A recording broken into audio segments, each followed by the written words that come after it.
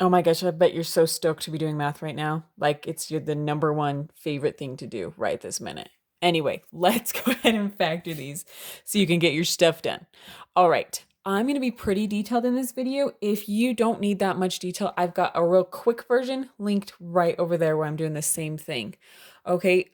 Also, if you do not have a number in front of this x squared, or technically it's a 1, it's a bit simpler process. So I also have a video linked over there if you just have an x squared right now. But then come back to this when you get to these ones. Okay. Also, I'm going to be doing, I don't know if it has like an official name, but I will just call it the standard method. I don't know. I kind of just made that up. But I'm going to be doing the standard way of doing this. If you want to learn the box way, again, I don't know if that's the official term, but that way is awesome as well. And it's a game changer for some people. So if this way is just not your favorite, check that one out. Or if you just want to see a different way to do it that you might like better. Anyway, okay, let's get started. Also, at the very end, I am going to just quickly show you how to do it if you have a negative out front. Okay, but I wanted to save that for the end. Get this stuff done first. Okay, so very first thing, whenever you are factoring, you always first want to factor out a GCF if there is one. Okay, none of the problems we're doing today actually have one you need to pull out, but you just need to get into the habit of checking. Okay, so what the heck does that even mean? That means if I have this problem, you just need to get in the habit of checking to see if there's anything in common between each part of the expression to see if there's something you can pull out. So I notice all of these are even, so I can go ahead and pull a 2 out. Okay, I pull that out. If I were to distribute that back in, I would get this. So you might be like, why do I need to do that? Well, this is a lot easier to factor than this. And it may turn from one that has a number in front of the x squared to one that doesn't. Okay, so just get into that habit. Again, not doing any of those today, but they are probably in your future. Okay, other thing, you always want to make sure everything is on the same side of the equal sign. Sorry, was that like throwing a lot of info at you at once? So if you have something that looks like this, you want to make sure everything is on the same side before you try to factor. So by adding that 15 to both sides, you want it to be equal to 0. Now, you might be looking at this and you're like, hey, internet lady, you don't even have an equal sign on these problems. Well, if we're just factoring, a lot of times we don't write the equal sign. If you are solving, which we're going to go over that as well, these are set equal to 0. So if there's not an equal sign, you can assume they're set equal to 0. Okay? All right. Here we go. Let's start. So what are we doing? We want to find a set of 2 parentheses that multiply to get this. You've probably been doing problems like this where you have 2 parentheses and you multiply them, right? You get this, you combine like terms, you get something like that. You've probably been doing that. We are just going backwards now. We have this and we want to know what those are. Okay, so let's go.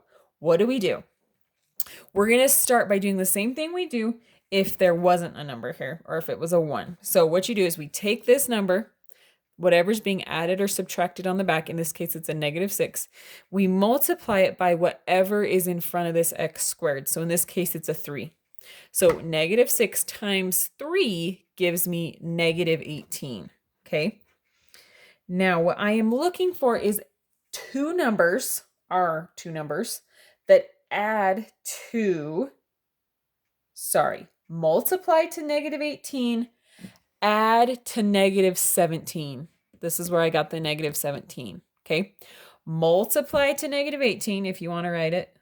Multiply to -18, add to -17. That's just a little note I'm putting on the side there if I need it. Okay, so what I'm going to do first is just list the factors of -18.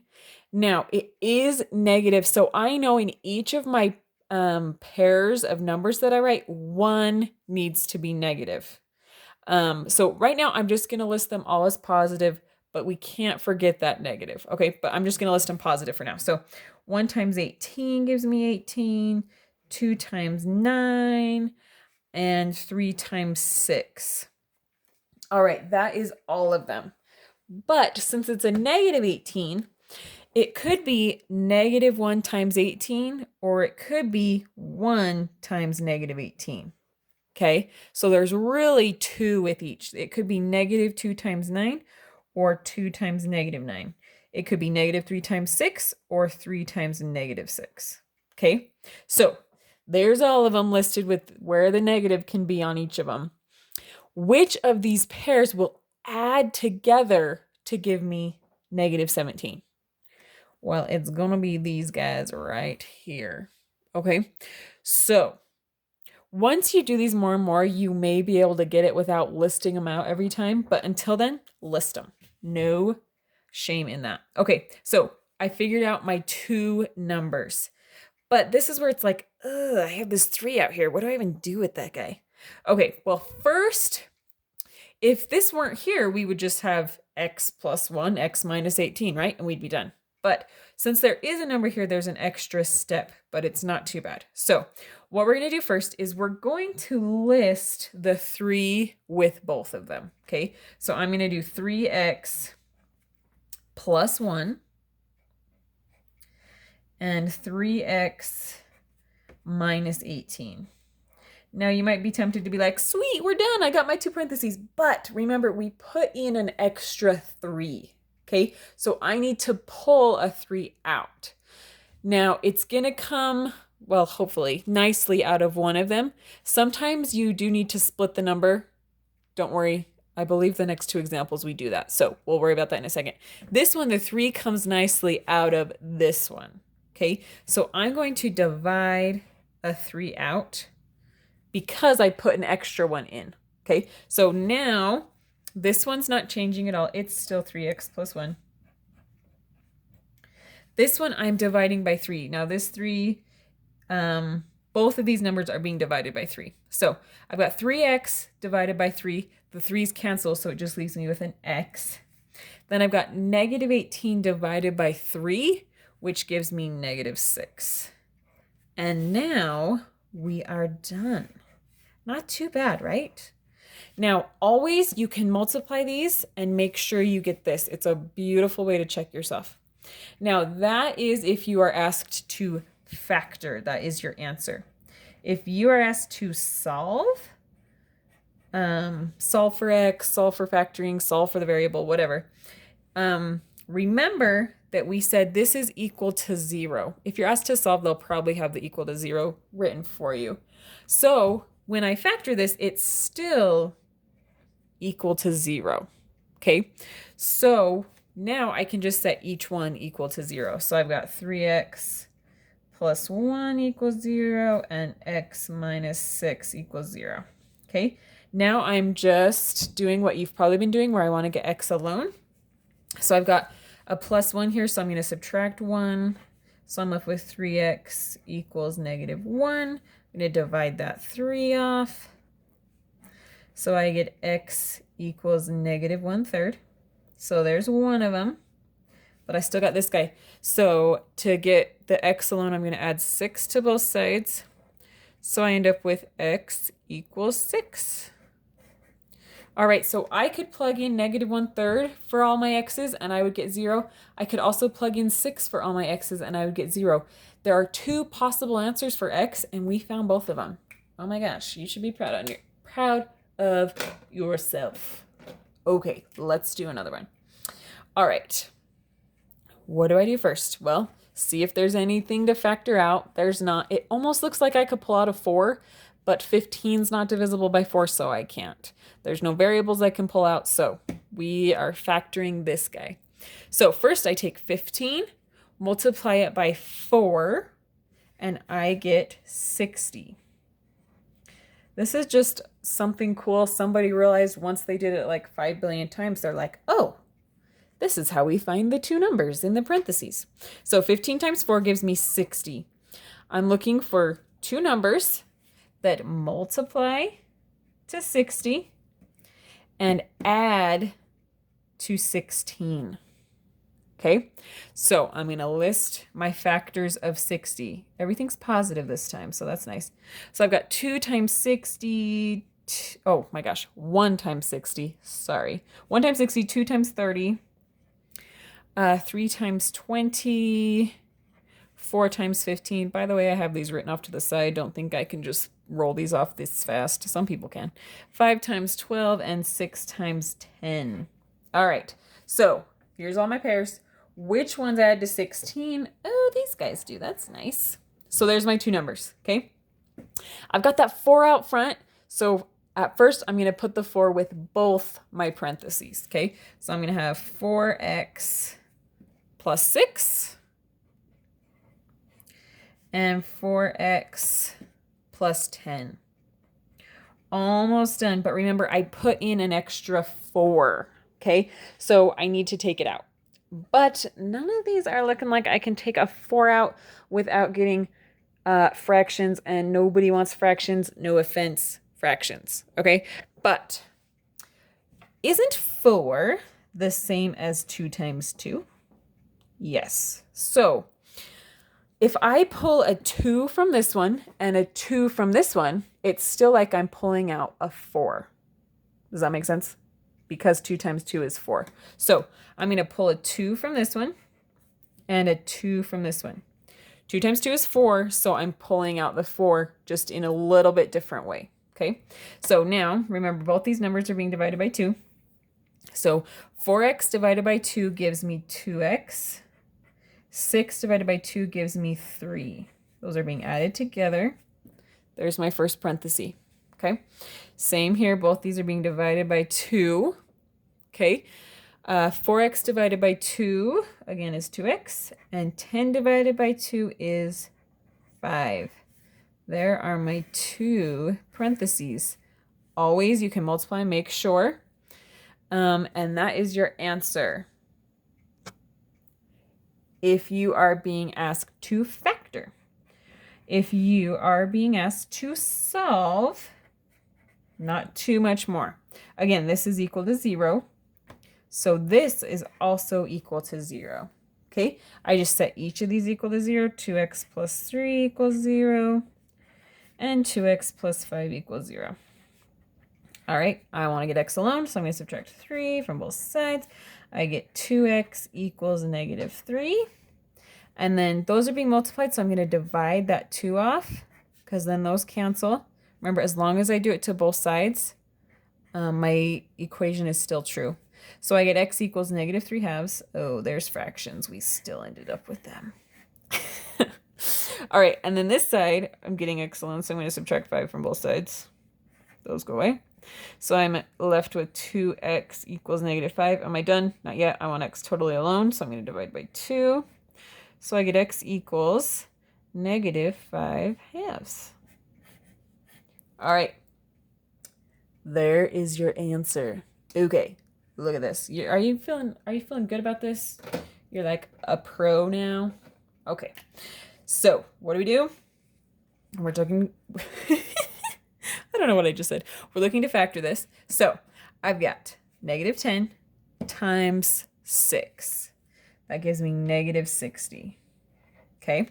I'm looking for two numbers. Multiply to 60. Add to 11. Okay. So again, my factors of 60. Oh, look, I have them over here. This time it's negative, but we're just going to list them positive first to get all the numbers out there. So 1 and 60, 2 and 30, 3 and 20, 4 and 15, 5 and 12, 6 and 10.